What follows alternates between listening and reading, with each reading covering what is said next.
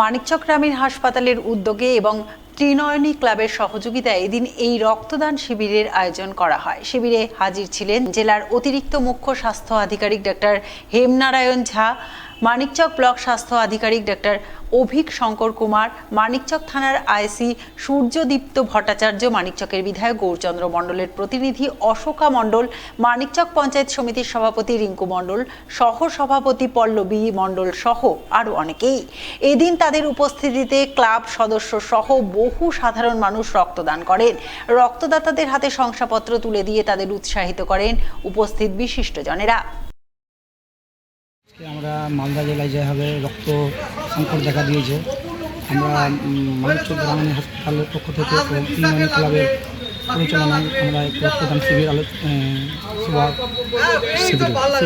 করেছিলাম। সেখানে আমরা 100 টার্গেট ছিল আমাদের, আমরা 80+ করে দিয়েছি। যেভাবে রক্ত সংকট দেখা দিচ্ছে, তাই জন্য আমরা ত্রিনয়নী ক্লাবের পক্ষ থেকে আমরা বলছি যে এই এক ফোঁটা রক্ত মানুষের জীবন বাঁচায়। সেই জন্য আমরা আজকে ত্রিনয়নী ক্লাবের পরিচালনায় রক্তদান শিবিরটা আলোচনা করেছি।